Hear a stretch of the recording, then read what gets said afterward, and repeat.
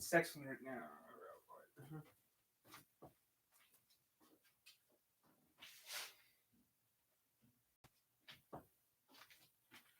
I know. Guys, Tyler here. It's a Q&A and yak and random stuff like that, okay? But wondering, where have you been, Tyler? Well, I've been working, and that's why Q&A's haven't happened. Well, I just haven't done interested doing Q&A anymore. And there's some goals happening. Yes, there's some goals happening this year. But the thing is, someone asked me, Tyler, what's going on? Well, this hasn't been actually on YouTube. This is actually on their social media account that I'm going to be joining. No, I'm not gonna do it. I'm not gonna join. I was thinking of giving Facebook eventually, but nope, not gonna happen. But I've been thinking about doing something I have not really thought about doing for a while yet, but I've been finally thinking about doing. I'm actually gonna make a cartoon. Thing is, though, I'm still kind of in the debate of 3 or 4 characters, and each character will have a special ability. That's all I'm going to say. The problem is, I kind of know what I want them to do for a living. The problem is, I'm more worried about a certain person stealing it from me. That's the thing. And if I actually knew people that do animation, I would ask them, hey, I got an idea for a show. You help me with the show, I'll put you in the show, and any profits we make from the show, you get part of the profit. Right?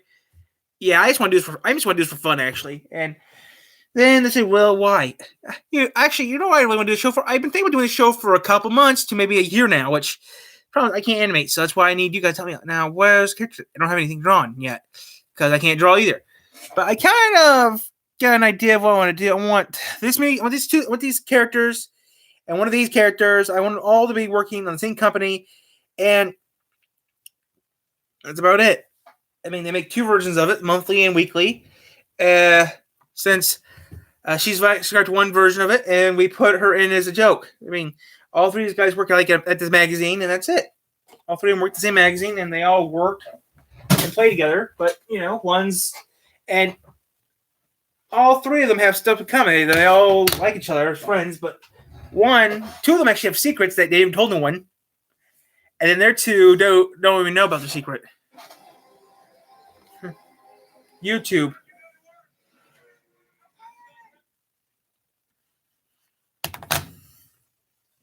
The thing is, though, if I do it, I might have problems. The problem is, I really want to do the show, but I don't think VisiPop would want to do it. I mean, if VisiPop said yes to an idea that I had, that'd be lovely. Then I'd ask her if she wanted to make it. As long as I get a part of the, as long as I get recognition of me doing it, I really wouldn't care. I mean, I really want to do it. The thing is, I don't have the kind of time, or actually, I just don't have the money because the technology know how to do it. I mean, it's in my head, but someone's like, Ty, you don't have to just. Don't worry about it, Ty. Just do a show. Just talk about the show, and then someone maybe will make it and give you a notification they made it.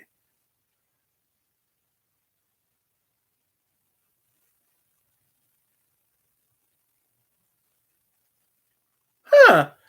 DHL Express to North Korea. 1 week ago. That's different.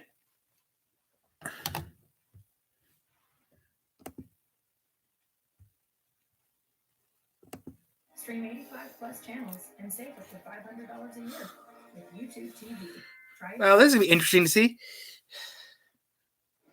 Tubi brings you all the hottest movies and shows. Free. No more monthly fees. Ever. What's about that? The best movies, shows, live sports, live news, and original content.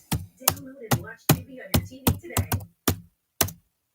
In an attempt to test Apple's new AirTags, earlier this year I shipped several of them to various. Okay.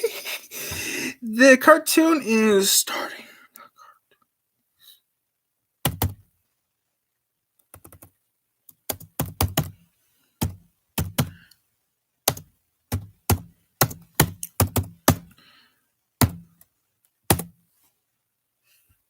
Yes, guys, I'm starting the cartoon. Thing is, though, I need to find out what I should do. But like I said, I'm kind of working on something. What the fuck is the? What the fuck is? The world. One of those locations was North Korea, a location DHL claimed they delivered to. Well, neither of my 2 parcels bound for North Korea ever made it. The first parcel DHL claimed to have lost, which, thanks to the AirTag, I could see was just sitting in their logistics center. The second AirTag DHL sent to South Korea instead of North Korea. Since then, DHL has continued lying, lost more of my parcels, and now I'm more convinced than ever that DHL deceives their customers for financial gain, which, if true, is fraud. And to prove just how incompetent DHL really is, I sent a third AirTag to North Korea.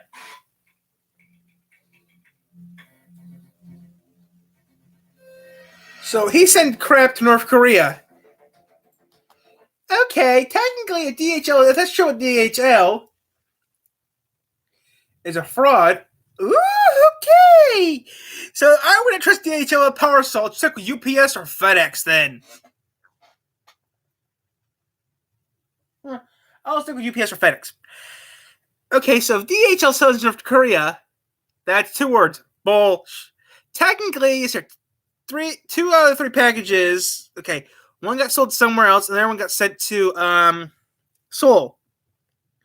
So one package did get sent, but it got sent to Seoul, South Korea, not North Korea. Which, no offense to people who want to go to North Korea, you're on your own there. I'm not going to North Korea. Unless I'm fucking drunk or if who know who died, and maybe, but no. This journey all began in May of this year, where I sent an AirTag to the German embassy. Okay, this was published December 1st of this year. So okay. In Pyongyang, North Korea. My parcel left from Düsseldorf, made it to Frankfurt Airport, but got stuck there for a month with no updates from DHL.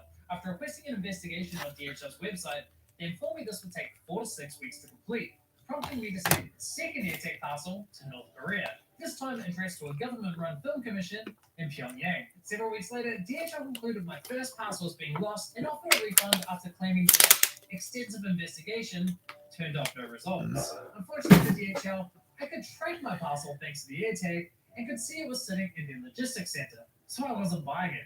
I refused the refund and asked that DHL elaborate on their investigation.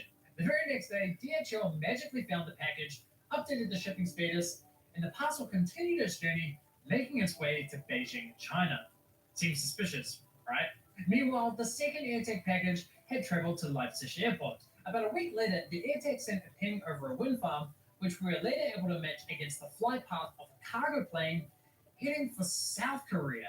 At that point, we realized DHL sent my AirTag to the wrong Korea. DHL eventually realized their mistake and had the package sent to Beijing, China. Unfortunately, not long after that, the parcel status was updated as undeliverable. Desperate for answers, I decided to contact DHL in North Korea. I asked them a simple question: are you accepting parcels into the country? To my surprise, they were the most helpful department in all of DHL, and they got back to me the very next day, confirming my suspicions that North Korea was not accepting parcels due to COVID-19. At this point, I considered this project as concluded and created what I thought would be the final video of this AirTag series. And the response was absolutely incredible. There was, however, some skepticism regarding my claim that DHL sending my parcel to South Korea was a mistake. Some comments suggested that South Korea was likely a transit stop, while others suggested that the parcel would be driven across the border. You mean this border? I don't think so, although that would be rather comical. Hey, DHL, just passing through. Well, now that I have the parcel back in my possession, I can finally confirm what happened. And this sticker says it all. Missent to Korea.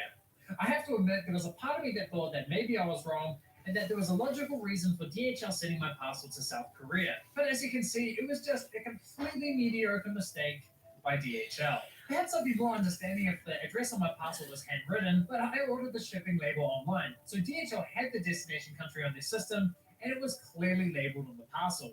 So there really isn't any excuses. Now, you may have also noticed this sticker, which confirms why neither of my parcels made it into North Korea.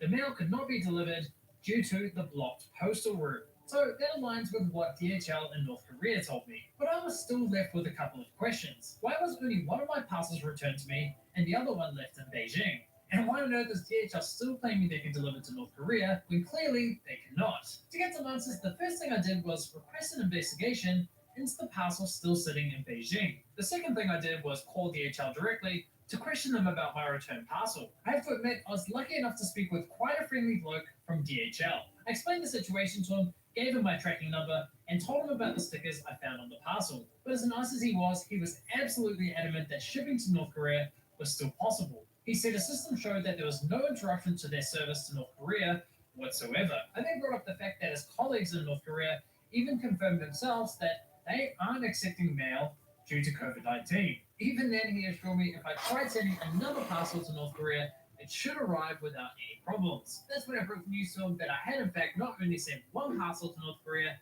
but two. There was a long pause on the phone. He then said in a suspicious tone, "May I have the number of the second parcel?" So I gave him the number and he pulled up the details. He then said, "Oh, yes, I see the parcel is in Beijing." I was like, "Yeah, but it's been there for quite a long time." He said, yeah, this is true." I was like, "Yeah." At this point, he finally started to believe me and agreed that there was potentially something going wrong. Before we ended the call, he agreed to pass this information on to his colleagues for further investigation. I never heard from him again, and DHL to this day still claim they deliver to North Korea. Several days after this phone call, however, things got very interesting. I received an email from DHL. It was a reply in regards to the investigation I submitted for the parcel still stuck in Beijing. It read, "Unfortunately, your above-mentioned shipment did not arrive at the recipient abroad. Despite intensive research, we could not find your shipment." I couldn't believe it. If you've seen my previous video, you'll know this is the exact same carbon copy email I received last time this happened. But this time, I knew for a fact this was an outright lie. If DHL really did an investigation and had no idea where my parcel was, then how come the bloke I spoke to earlier was able to locate my parcel as soon as I gave him my tracking number? Doesn't make sense, does it? They're being stupid at DHL. Never heard of them. Alleged investigations are a complete lie, and that this whole system is clearly automated. DHL have clearly figured out it's cheaper to just pay you out than have an actual human look into your lost package. Now, perhaps the majority of people are okay with this, but imagine your grandma sending a family heirloom to a close relative, and then DHL just loses the parcel. That's why you The should. value of that item is likely worth nothing, but the sentimental value for you There's is hundreds. priceless. Now, the first time this happened to me, I rejected the refund, and DHL found the parcel the very next day. But this time, I wanted to find out what happens if I play along. So I filled out the details, gave the value of my goods, and submitted the form. Just 2 days later, DHL sent me an email confirming a full refund had been processed into my account. Easy peasy. The big question now was, what was DHL going to do with my parcel still in Beijing? So I waited. 1 month went by, then another month, and the parcel hadn't moved whatsoever. So it would seem DHL have simply left my package in the hands of their logistics partner. Now, I didn't plan on digging any deeper into this, but I kept asking myself, if a parcel was lost in one of DHL's facilities, and the owner of that parcel gets refunded, what happens to that parcel? Do DHL send it back to the customer? Does it go to charity? Or do DHL just dump it? So I thought, perhaps if I send a third air tag to the exact same address, maybe it would trigger the same chain of events as last time and get lost in DHL's facility. I know, but I figured, hey, it was worth it. It's a lot of postage So I wasted. went onto DHL's website, ordered the shipping label addressed to the German embassy in North Korea. I dusted off one of my spare air tags, wrapped it up, put it in a packet, and sent it on. Yeah, so you send okay. The first two he sent, okay, one goes to a film company, the other one goes to the embassy in Korea, which I think is pretty neat. There's actually a German embassy in North Korea. What's next? A U.S. embassy in North Korea? I mean, come on. I would go to Cuba. If I want to go anywhere, I would not go to Korea. I'd go to Cuba first. Havana, Cuba, to get me some Havanas. You have to get, if you go to Cuba, the Havana is the holy grail of cigars and all the American motor cars and the Ladas and the Ladas. I really wouldn't mind seeing a Lada, but I really wanted to see a Cuban, or would like to see an old American muscle car from the 50s and 60s. Vroom, vroom. That's overkill, though. Like how autocomplete works. But I know I'm never going to go to Cuba or Havana. I do know what I'm going to do tomorrow, though, which I can't wait to do what I'm going to do tomorrow. Havana banana. I'm just a Havana banana.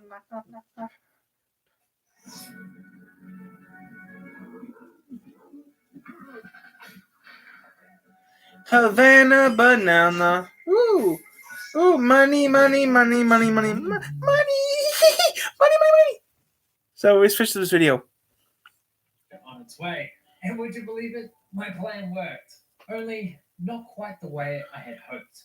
The parcel took its usual journey from Düsseldorf to Langenfeld, spent the night there, then headed to DHL's facility and Frankfurt Airport. After staying there for about 4 days, the parcel left and headed north. It arrived in Leipzig Airport. A few days later, I got a ping from the tarmac, so I knew my parcel was ready to fly. And the only flight that I could find which made sense was this one. Leipzig to Seoul in South Korea. I mean, come on, DHL. Seriously? So- this is North Korea. This is South Korea. There's a pretty big difference between the two. It's not that hard. Well, unlike the first time this happened, instead of sending the parcel to Beijing, the parcel has gone right back to Germany and to a city named Niederraula, which is bang smack in the center of Germany. Strange. Now, the parcel was currently sitting in a DHL facility and has been sitting there for a while now.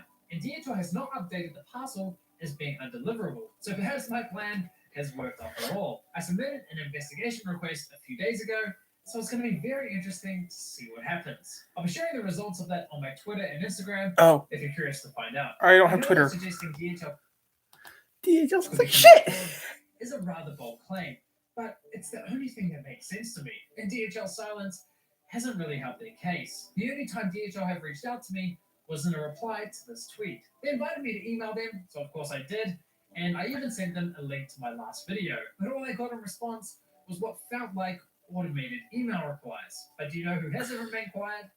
DHL's customers. After posting my last video, I have been bombarded with DMs, comments, and even emails from unhappy DHL customers. Most of them thanking me for calling out DHL and sharing their own personal horror stories. What shocked me the most was that some of these were from small business owners. So it certainly feels Ooh, business owners from Germany. questioning DHL's practices. Now, DHL, if you're watching, it's never too late to deliver your side of the story. Just don't deliver it to South Korea. Before I go, I want to thank you all for the amazing response to my Park Office video. As interesting as the air tags are, it's great to see you guys enjoy my other content. Oh, that's kind of neat. Thanks for watching.